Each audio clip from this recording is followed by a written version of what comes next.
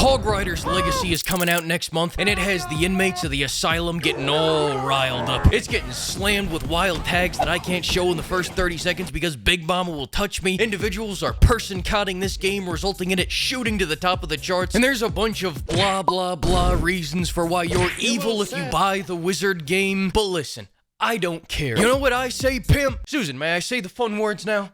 Yes. If you're looking for a reason to not buy the Wizard game, don't buy it because it looks like generic shit. It's the same AAA open world narrative driven over the shoulder skill wheel based RPG that you've played in Assassin's Creed, Gotham Knights, God of War, Saints Row, and more. The difference is this time, they're taking minors to a secluded location in Transylvania to go to some magical university?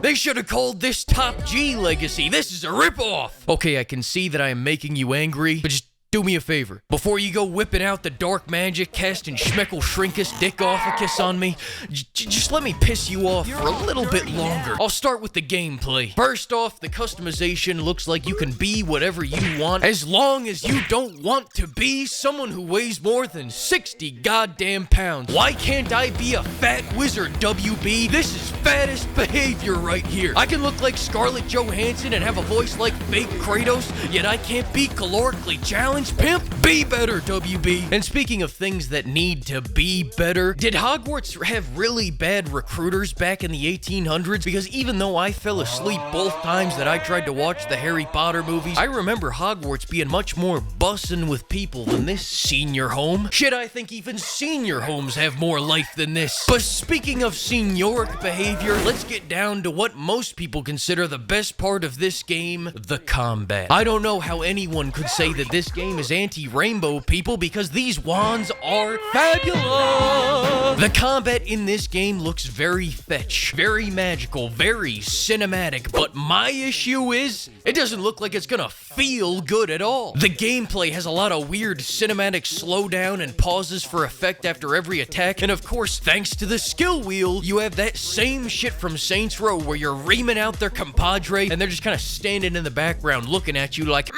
that's not good, I say. Feels like a scene straight out of Austin Powers. You attack me one at a time, and I knock you out with a single punch, okay? Go.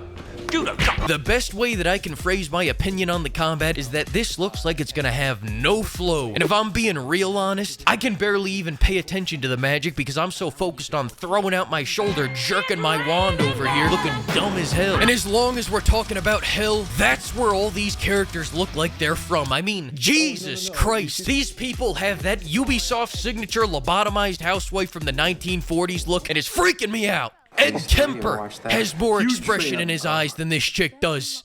That's a demon right there. But more concerning than the Hogwarts human experiments over here is the story. All they've given us so far is this one cutscene. Check it out. Oh shit, I'm sorry. Sorry for what? Our daddy taught us not to be ashamed of our wands. Especially since they're such good size and all. Yeah, I see that. All goofing aside, my problem with this story is that it's a month out and all I currently have is buzzwordy mumbo jumbo like, become the wizard you want to be, and we're sending you to school. Also, no morality system, and all I've seen about the whole choosing your own house system is that it's gonna move some shit around in your magical living room. But on the positive side, they did confirm that Sean is playing the main professor, so hey, that's nice, he's a great actor. My favorite role of his is probably when he tried to compare the finale of She-Hulk to Blazing Saddles. Speaking of bullshit, the Dark Arts Battle Arena that is in a ton of the marketing materials, the place where you get to practice all the fun spells, will be a day one DLC. But come on, don't worry, it's definitely not cut content.